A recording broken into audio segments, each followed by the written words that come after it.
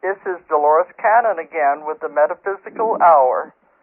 And before we get going, I have to give out the 800 number in case anybody wants to call in, the free number to call. So the number to call in if you want to ask questions is 877-876-5227. 877-876-5227. And that number is toll-free. Okay, before we get to my guest, I want to remind everybody about our conference that's coming up.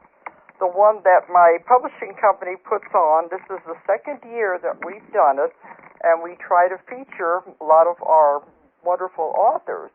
But we also have some very other people that you probably know who are, keynote speakers everywhere. But this is the Transformation Conference, and it's going to be June the 16th and the 17th, just 2 weeks from today, June the 16th and the 17th in Fayetteville, Arkansas, at the Clarion Inn in Fayetteville, Arkansas. And it's 2 days of wonderful speakers. Our keynote this year is going to be PMH Atwater. And I know a lot of people out there know her. She's very famous, and she's a terrific speaker. She is the world's foremost expert on near-death experiences. And the books that she has written are considered Bibles in the field. They're referred to by experts all over the world. And she's also written books about the new children. So she's going to be doing lectures on both of these subjects at the conference. Another one of our speakers that we're very proud of, and I also had on the show, is Carol Pate. Now, Carol is the real psychic detective. She has solved over 500 murder cases and began working with the police at the age of 12. So she's been very active all her life as a professional psychic, and especially working with the police. And she does about 2 murder cases a day that she's called in to work on. She's a regular on the Court TV channel, the Psychic Detective Show. And so during her talk, she is going to be showing one of the videos that she did for that show where she helped solve a serial murder case. So I think you're going to like this. These are 2 of our speakers. We have many, many more. And my guest tonight is also going to be one of our speakers at the conference. But if anybody wants more information about the conference and the prices and how they can call in and order tickets, go to our website. It has all the information about everything on there. And our website is www.ozarkmountain, but that's abbreviated. It's OZARKMT.com. Or call our toll-free number, which is 800-935-0045, for any information about the conference. So naturally, right now, all of my energy is going toward that, so I'm not traveling right now. But I have a guest tonight who is one of our authors, and she's also going to be one of the speakers at this conference. And this is Jodi Felice. You there, Jodi? I'm here. Okay, Jodi is down in Florida, and what were you saying, that you're in the middle of a tropical storm? We have some crazy tropical storm going on, and we're getting a lot of rain, which we actually need. We've been in a pretty severe drought down here for quite a while, so we're actually all happy about all the rain. You had all the fires down there, didn't you? All the fires, and we're just in what they call, I guess, the Category 3 as far as the water shortage. We can't water anything, so it's been pretty bad for us down here. And this storm is bringing a lot of rain, so we're happy.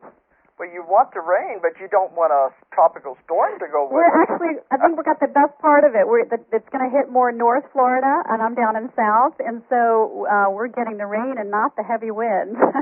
That's good, because, you're in the area where the hurricanes come through. Today is the first day of hurricane season, yes, and we already have a named storm, so we're not happy about that. I saw that on the news tonight. They were talking about the first day of the hurricane season. Well, right now we're waiting for thunderstorms to come in, so I'm hoping. So hopefully we don't get cut off between all the storms. That's what I was wondering. I'm sure hoping that these storms aren't going to kick together here and take us off the air. I think we're pretty fine down on this end. I don't know about yours. But this, we've had a lot of rain, so we don't really need it. But they're looking for a bad storm to come in tonight. So, oh well, we just roll with it and we see what happens. That's right. Off the air, then that everybody will know what's going on. We'll have to catch up later. Okay. Well, Jodi is one of my authors, and she has written a book called The Enchanted Garden. And it's a cookbook, but it's not your normal cookbook. It's really very, very different because, you know, as a metaphysical publisher, I'm not going to publish just anything, just any cookbook. This one's totally different. But, Jodi, before we get to the book, tell us about yourself, your background. Okay. Well, basically, I know my background is the main thing that really prompted me to, start this was, one thing is I have a passion for cooking. And I grew up in a family where everybody loves to cook. And everybody, in my family, it's the main focus of our get-togethers. We basically, when we're sharing and cooking a meal, it's really major bonding time with them. I would guess that, when I was growing up, that was really, cooking was really an expression of love. And most of my fondest memories with my family, they all revolve around food.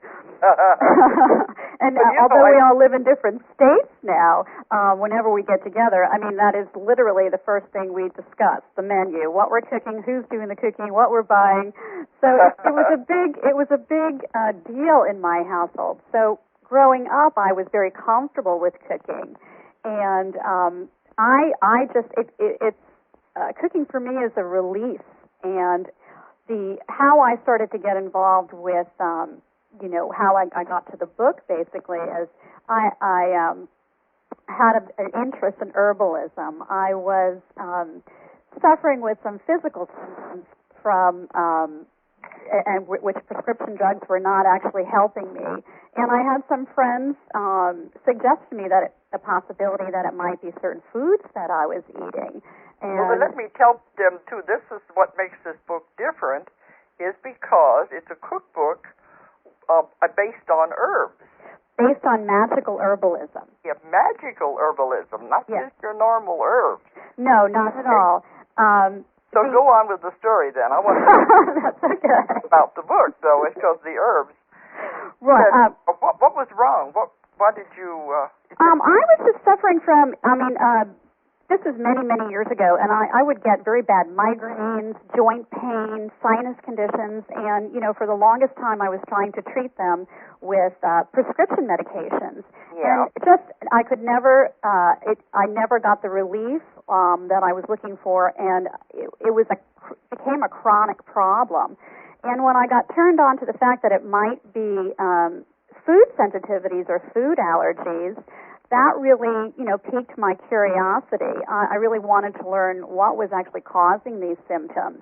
I had friends who had suggested to try herbs to relieve my symptoms, but, I knew that wasn't going to be enough. I wanted to really find out what was the cause of this.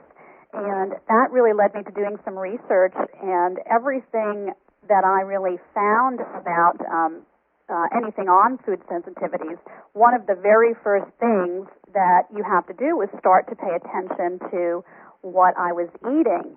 And ironically, I love to cook and also love to eat, but I never really paid attention to the reactions that I got from food before. So this really forced me to get focused and become more aware of what I was eating. And I decided to start keeping a journal, basically on, every ingredient and anything I cooked with. I started writing down what the ingredient was, and then also made note of, what the food, how it affected me and the way I felt afterwards. But interestingly enough, in the interim, I also started to become aware of that certain foods would also invoke specific emotional reactions in me. It was like before I would taste the food, even when I was cooking, the aromas would stimulate, my senses and awaken memories that always would give me a feeling of being safe and loved. It seemed to satisfy a need in me, other than or more than a physical level. Yeah. And what really came to me was that was exactly what these herbs and plants really wanted us to feel, like safe and loved. So they seem to offer the opportunity to keep or restore the balance in our lives. So along with writing down the physical symptoms, I also started to keep a journal on how these plants made me feel emotionally. Yeah. And I began to, realize every time I would use the same ingredient that it would give me the same feeling as before. Did you want me to give you some examples? Well, I was going to say, the person I had on last week, she wrote the book about herbs, but it was the encyclopedia on herbs, and it was coming from the medicinal value. Yes. You're coming from a different viewpoint, though, aren't you? Yes, I am. And, as I said, what happened was I started to discover that these plants were evoking, really specific emotional reactions in me.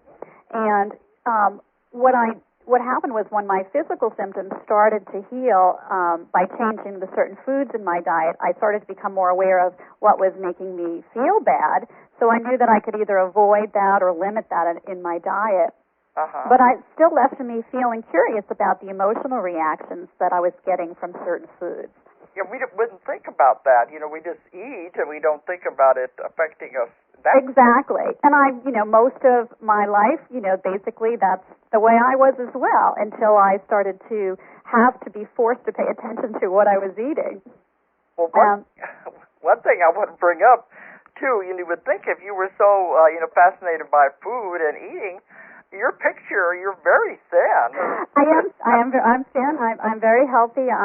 One of the things that I love to eat and cook, but I also do it in moderation. I certainly have my days I go overboard like everybody else, but for the most part, I do. That's the beauty about it, being able to eat anything just in moderation. And I do exercise very regularly and have done that all of my life.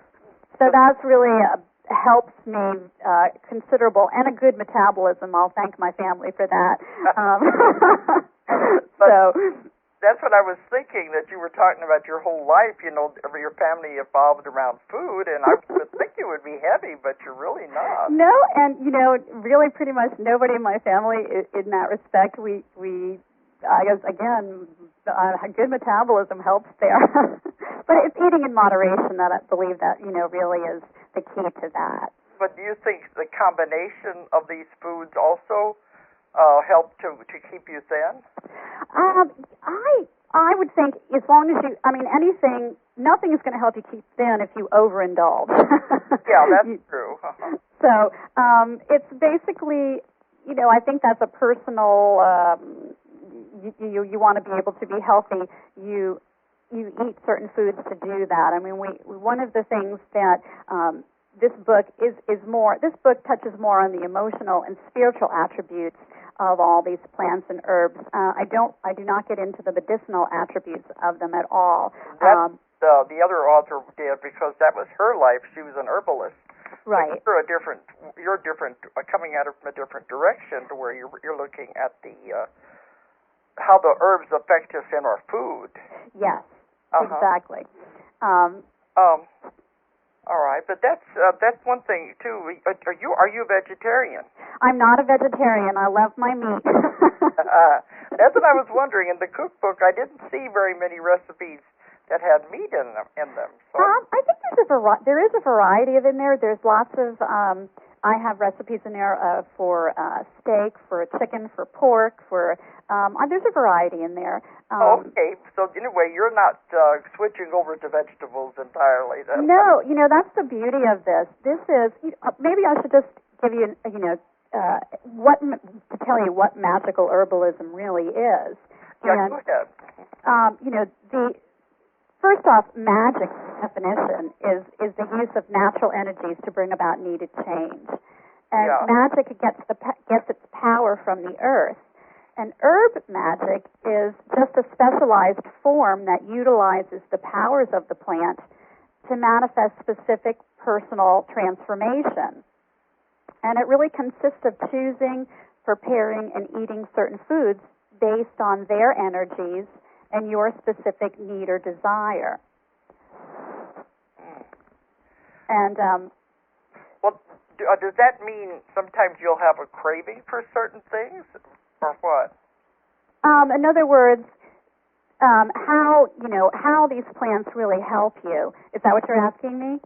Well, that's what I was wondering. You said if according to your needs. I was wondering if somebody had a craving for a certain Well, what I mean by a need would be a desire. Actually, that's probably a better way to say that. We all have desires, and a need or a desire, meaning what magical herbalism is trying to teach us is how to change our lives in a positive way.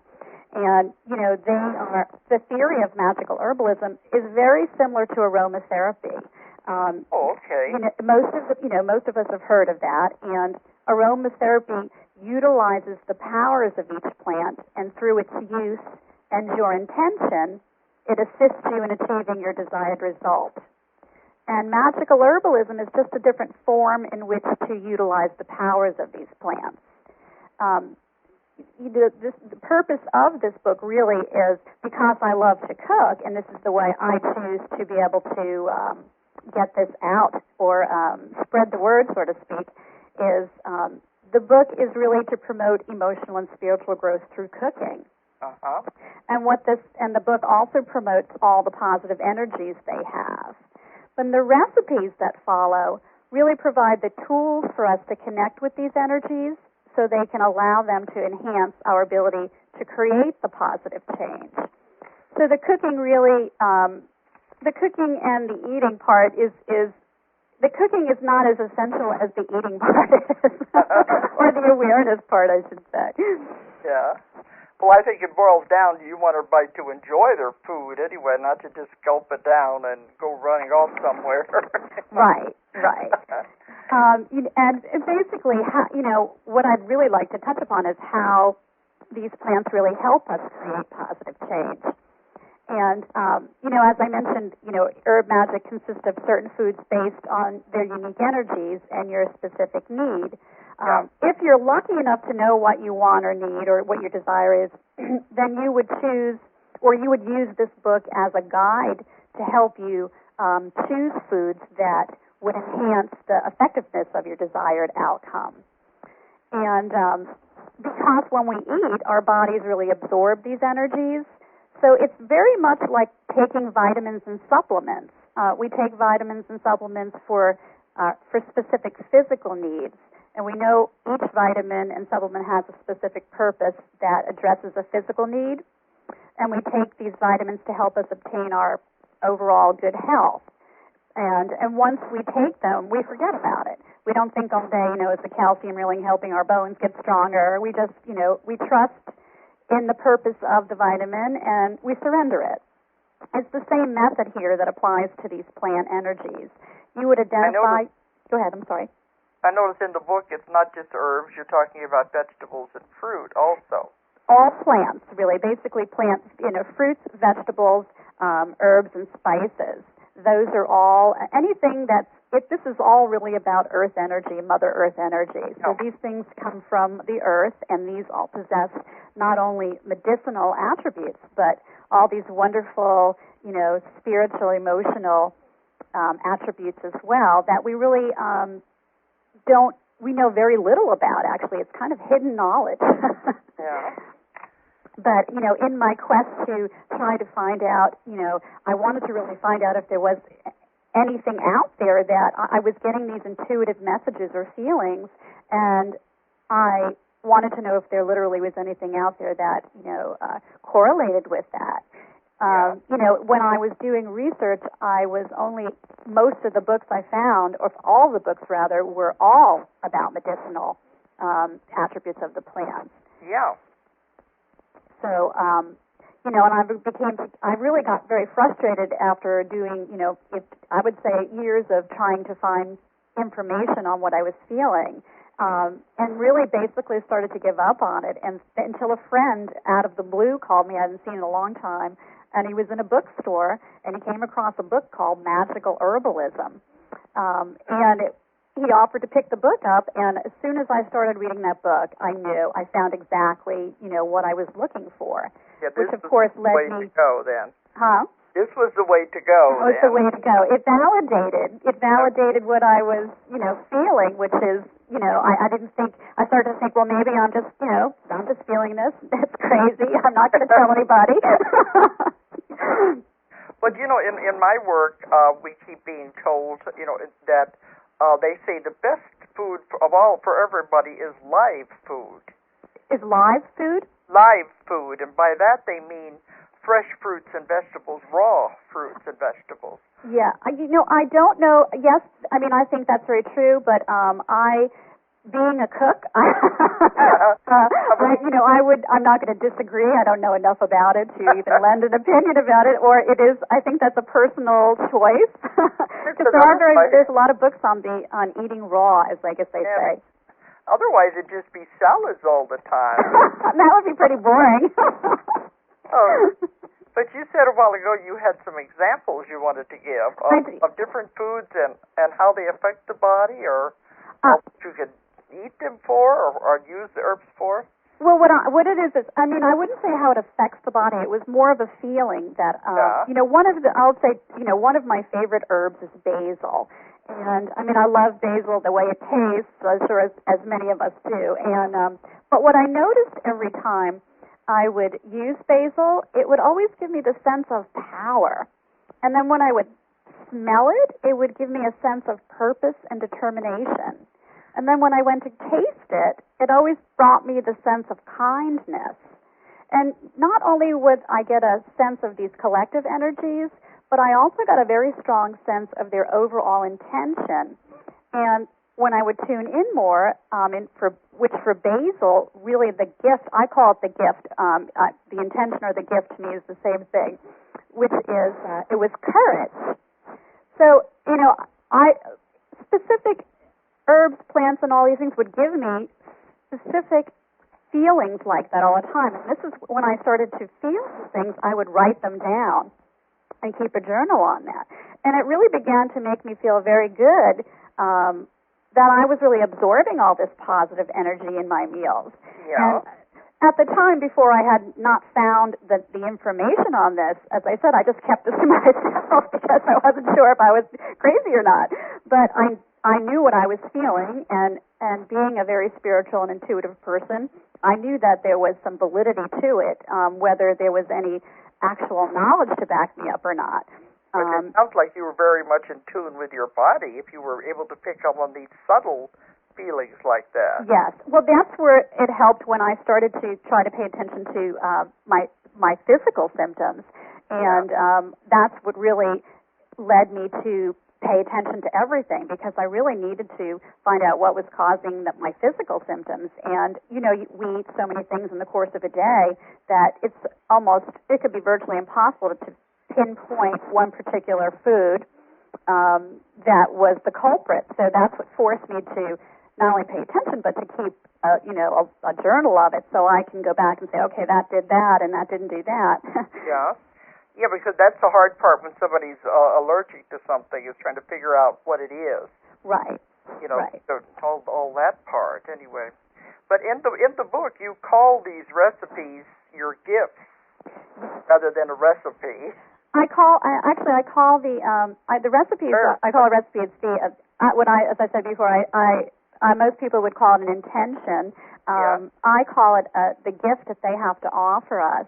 And I really felt that, as this started to go along, and I started to really get more in tune to this, I really felt that that's exactly what that was This was an offering to us. This was a gift from them to us, to more than an intention, but yet their intention was to offer this gift to us, if that makes sense. Okay, do you have any more examples? You have some other examples of different herbs. Yes, I do. I have. Well, there are a couple of ways that I was just going to try to explain. Basically, how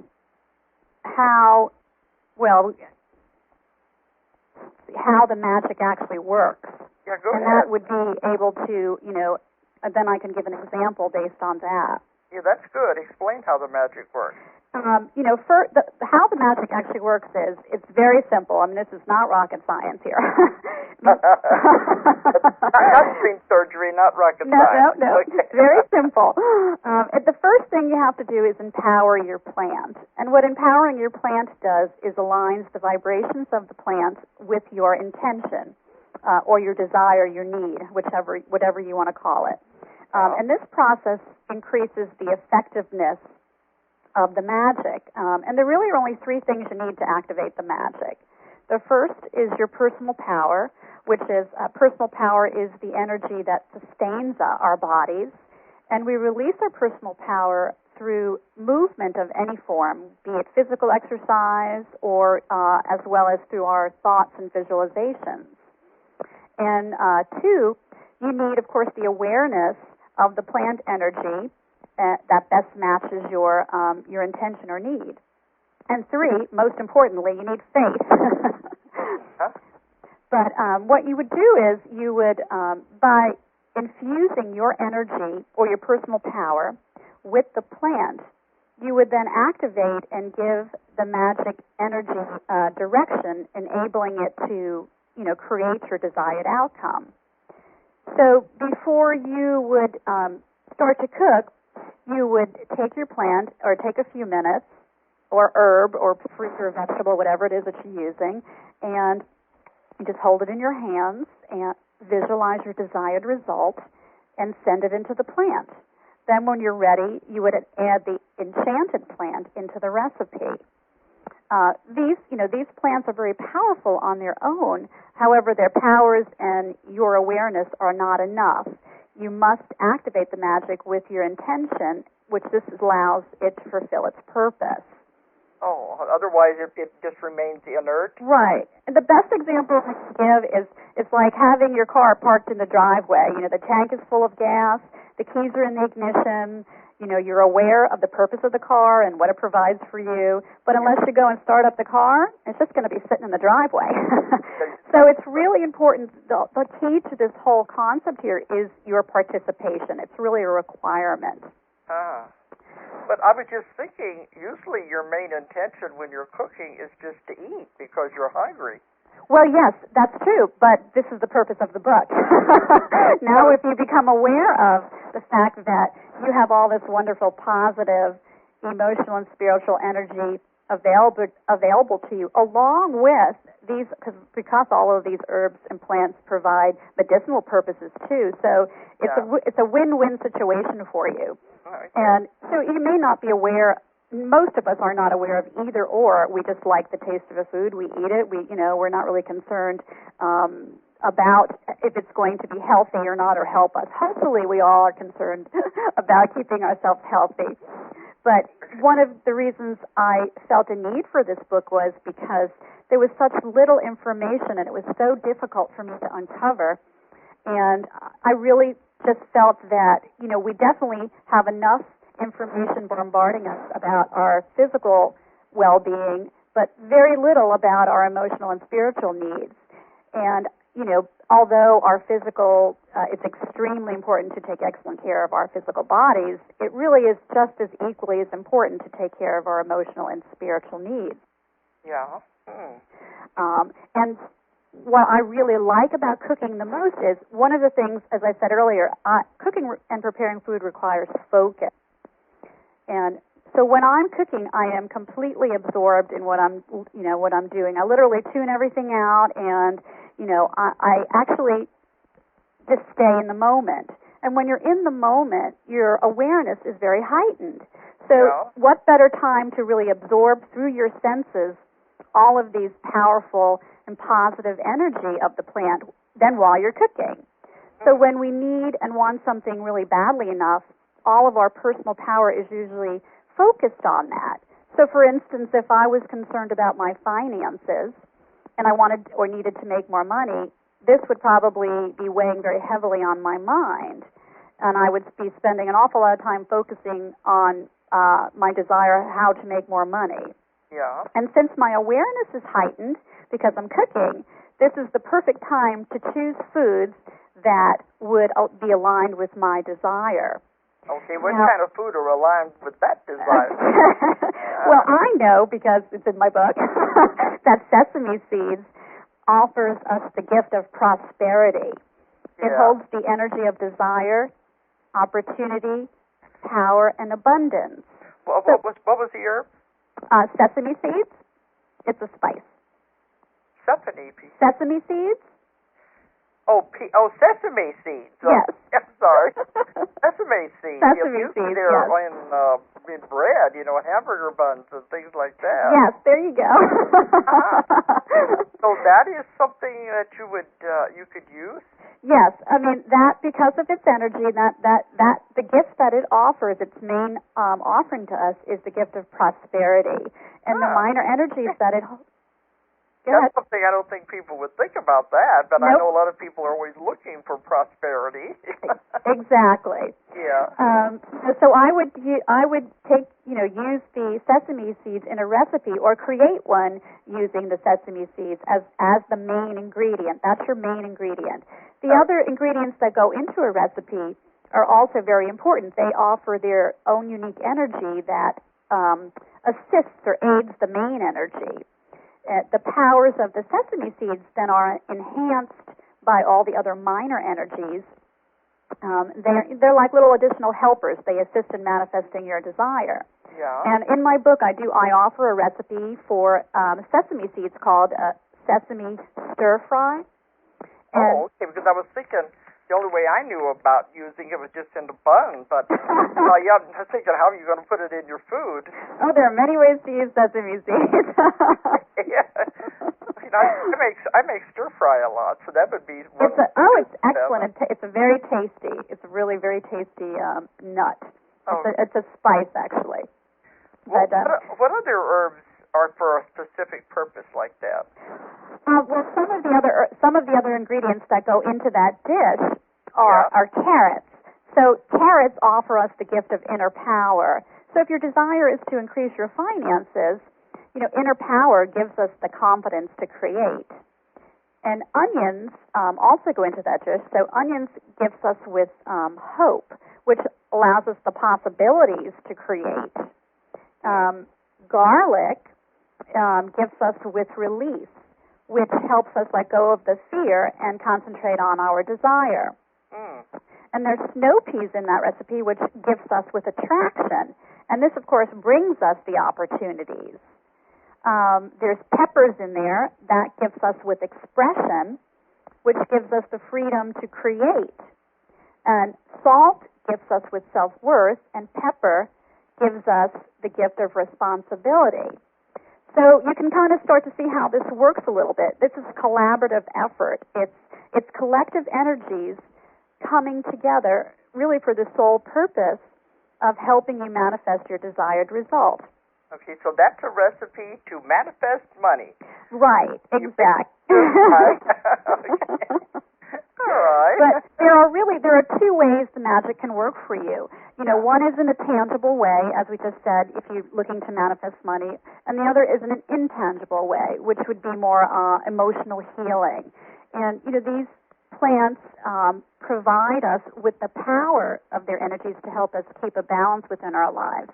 And you can use these plants in the same way you might use a multivitamin, overall optimal health, nothing specifically wrong, but you just want to keep an emotional balance within your life. Or you can use them for a specific desire, like the money, in which case you would create a recipe to match your intention, like the example I just gave you about the sesame seeds.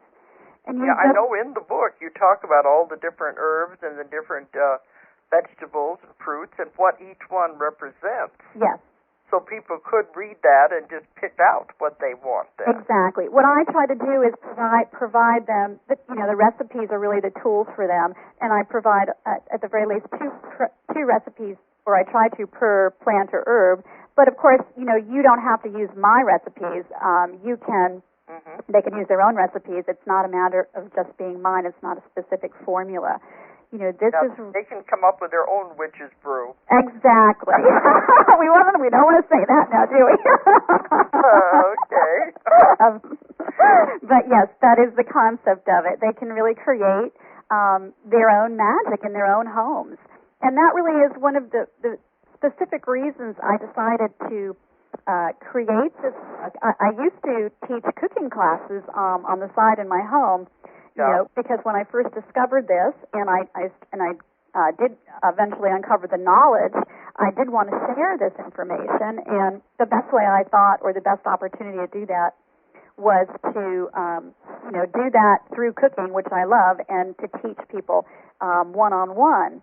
And what would happen was I realized that I wanted to also reach people who were not able, obviously, to get to my class, and I wanted to be able to give them the benefit of creating, their own magic in their own home.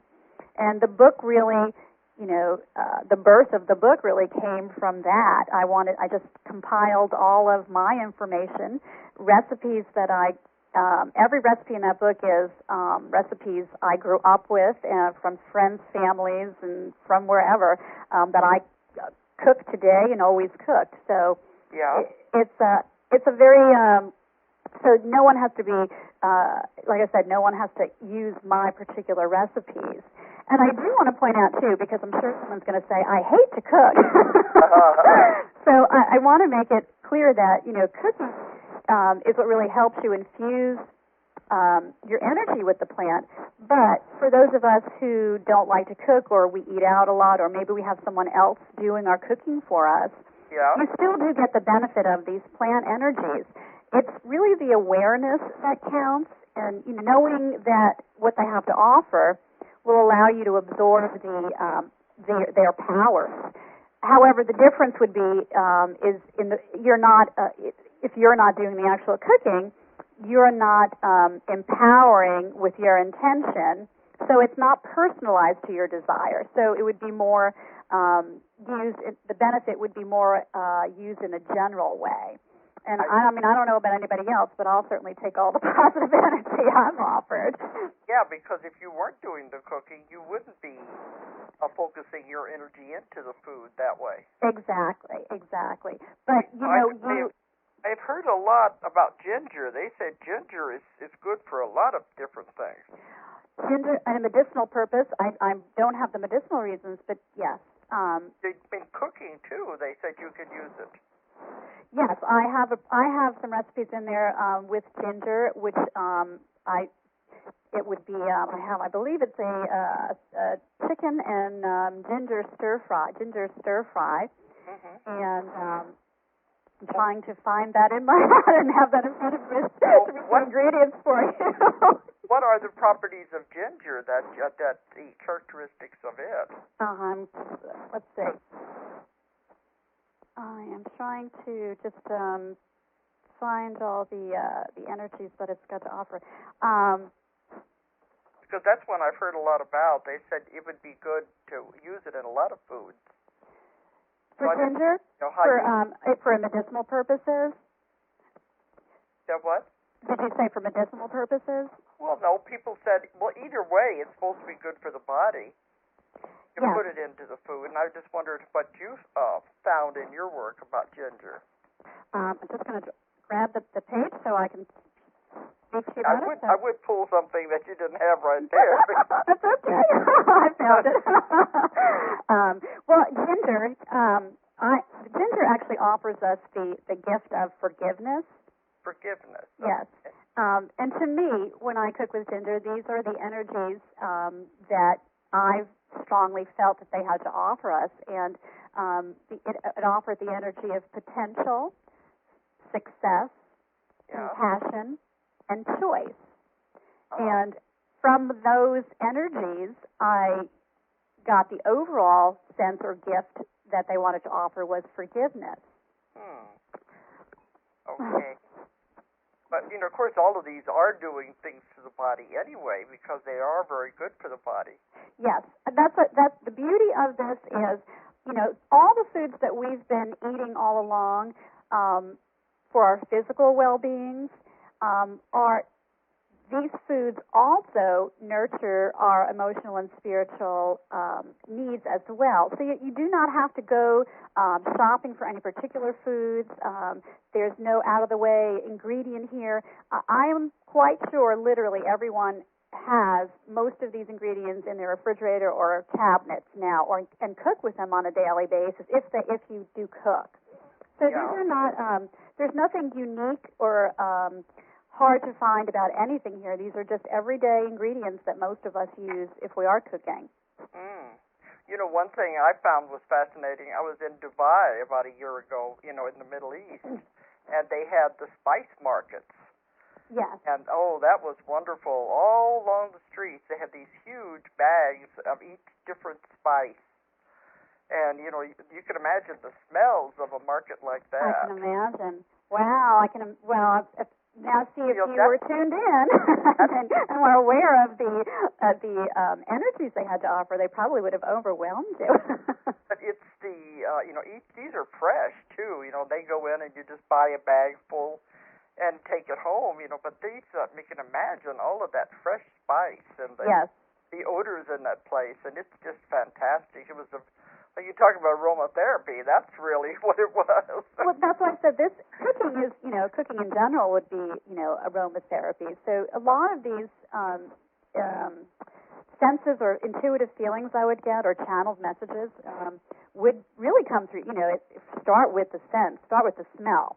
I mean, I would really, get a lot of feeling and information based just on smelling these plants and herbs. And then when I would taste them and eat them, it would really just bring it to, right to where the message was strong and what they had to say. Well, is there any herbs or anything you found that were not good for us to use? I personally have not. I mean, I stuck to, for the most part, herbs that were strictly used for culinary purposes. Yeah. And I have not come across one. I'm sure someone might call in and say that there is, but I have not personally come across any herb or plant that is not good for us. Anything that comes from the earth is natural energy and powerful energy is good for us. I know that there are a lot of medicinal plants that you wouldn't use for culinary that could be harmful, and I don't really have the knowledge to go into telling you which ones are those. But as far as culinary, I personally have not come across anyone that that I know of that would cause you harm. This is all about positive energy. I know one that I don't like, and that's the hot peppers. Well, then you don't have to eat them. That's the beauty of it. The jalapenos are those little red chili peppers.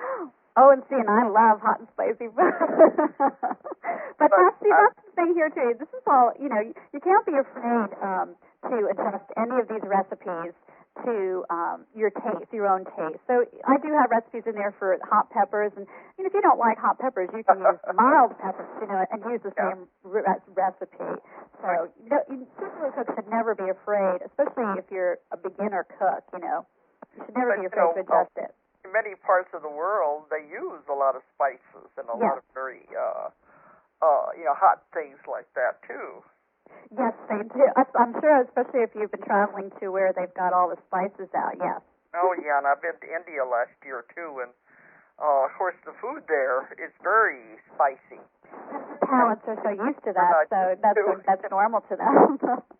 So, there can be pros and cons and all of that, I guess.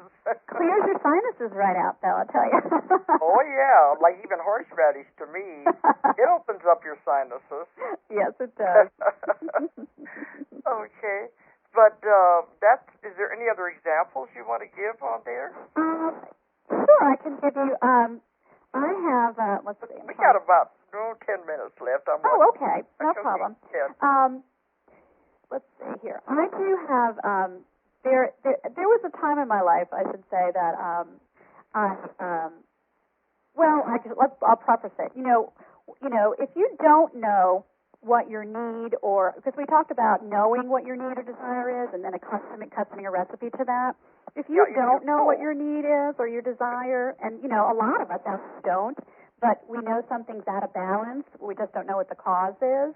Yeah, that's the thing. We don't know. Right. We always hear that term emotional eating, and it's usually regarding reasons we may overindulge in food. And I refer to it as uncovering your true need or desire. We all have our favorite foods we keep in the fridge and cook with maybe on a regular basis. For me, it's garlic and onions. That's pretty much a staple in my cooking. There's very few meals I cook without that. But sometimes I find myself choosing like the same fruits, vegetables, and spices over and over again for only maybe a certain period of time. So, for instance, one of those was, I love broccoli. It's probably one of my favorite vegetables. But there was a time I would cook broccoli with my meal every night for about 3 months straight. And I don't know what suddenly happened that made me realize I was doing that. But when I did, I went to my journal and I wanted to see what I had written down about broccoli. And it was interesting. Broccoli holds the energy of humor, stimulation, enrichment, and happiness. And it offered the gift of laughter. So as soon as I read that, I knew exactly, why I wanted to keep eating broccoli. It was a time in my life that I was going through some personal difficulties, and of course, this time it was very stressful and very draining in my life.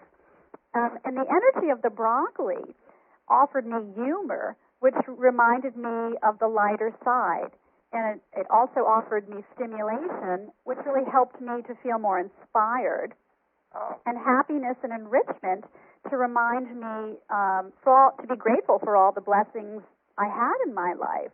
So it seemed that even before I knew it, my spirit knew really what I was in need of, and because of my awareness of these energies, that helped me uncover my true need, which in this case was laughter. Laughter feels good, and of course it releases the tension and stress in a situation.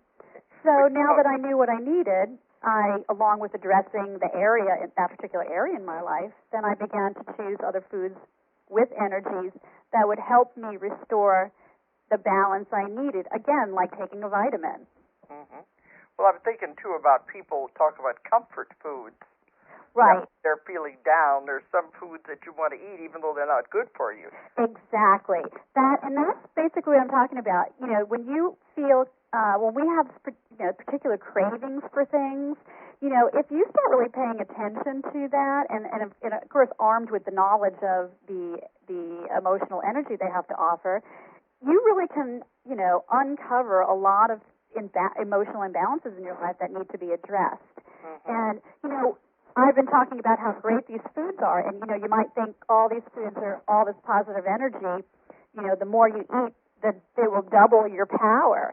And, basically, it's really the opposite of that. It's, in fact, if you can, eat or overindulge, it really does the opposite. It weakens it. Overindulgence creates an overload on our senses, which really numbs and blocks our feelings. And then when we can't feel, we can't uncover what we need, or we can't begin to address it. Yeah, because people have cravings for sweets or salt, and you can't overdo anything. Exactly. But I have another example would be, there's a page in the book on nuts, and the energy that the nuts have to offer. What did I do with that? I'm sorry. Okay. I'm watching the clock, too. Oh, I'm sorry. Am we running out of time here? We have a little bit of time. I wanted to make a remark, though. Okay. Okay, Jodi, as you've been talking, in my work, I'm a hypnotherapist, and so I deal a lot with reincarnation. I wouldn't be surprised if you hadn't had some past lives as an herbalist. I wouldn't be surprised either. I've had many people go back to lifetimes when they were what they used to call the granny woman, living in a little hut in the woods, and they go out in the woods and pick all the herbs and come back and cook them and everything. I wouldn't be at all surprised if that was what you had done before. I wouldn't be surprised because it's really something that I get a great deal of pleasure out of. And I live alone, so I do cook for myself quite a bit. So it's just a very nurturing and, a loving thing you can do for yourself. And, of course, if you're, anybody else, you're sharing a meal. Sharing a meal, you're sharing your energy. So. But that, that kind of thing would also stimulate an interest in that in this life. Exactly. Know where the interest comes from because they've been there, done that. Right. But also, you probably know about the nature spirits too, don't you? I have a fascination with them. I mean, I wouldn't go into, I wouldn't want to give a talk on them, but I love the fairy. I think I was a former fairy. That's what I was going to say. Because I'm if you don't know, when you meet me, I'm short. I was going to say that I've had people go into past lives where they were nature spirits and the little people, the fairies, the gnomes, because you're talking about the magic in the land. To me, that would be very fitting. So I connect I connect with the elemental elements out there. I have a fascination. I love gardening too. So my home, inside and out, is filled with plants, and it's very. So you've probably been there, done that. And that's what the whole thing is about. Yes, I have. And that's what makes people be interested in things again. And sometimes it's an irrational interest because they don't know where it came from. Yeah, I think it took me a while to uncover this, but yes, I always knew that I had, before I was aware of, what we're talking about now, I certainly, since a child, I've loved being surrounded by gardens and plants. I couldn't imagine not living. That's why I love to live in South Florida, because I can have it all year round. Yeah. Okay, well, we're coming up to the hour, so I think we're going to be running out of time. He told me to go a little longer because we started a little later. Okay. But I do want to mention the book is, Jodi Felice's book is called The Enchanted Garden. Yes. And it's all about herbs and the magical power of herbs and how you can use it in your food and your cooking. Yes. Tell people how they can get a hold of you if they want to reach you.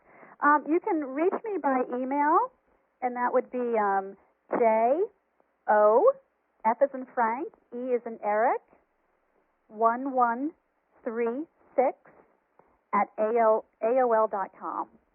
Okay, say it again. J as in Jodi, O, F as in Frank, E as in Eric, 1136 at AOL.com. Okay. Or, of course, through your website. Yeah, okay. But if you want to get a hold of Jodi. Now, the book right now is it's supposed to be en route, so we're just really hoping it's going to be here. I'm really hoping, too. in time for the conference. Yes. Because we do want to have it there because you're going to be a speaker there, and you're going to be talking about the magical property of herbs and vegetables at the conference. I am. And I'm going to be giving out a yummy example, too, so anybody who wants to attend will be very, very happy. Okay.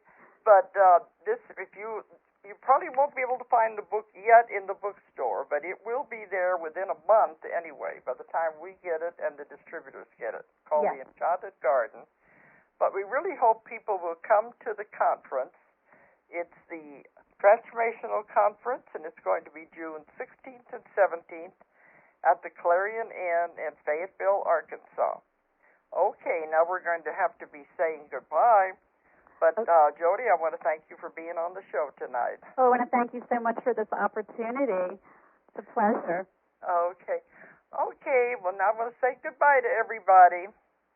If you enjoyed the show, check out more of our other videos and be sure to subscribe and click the like button. Thank you for listening to the Metaphysical Hour with Dolores Cannon.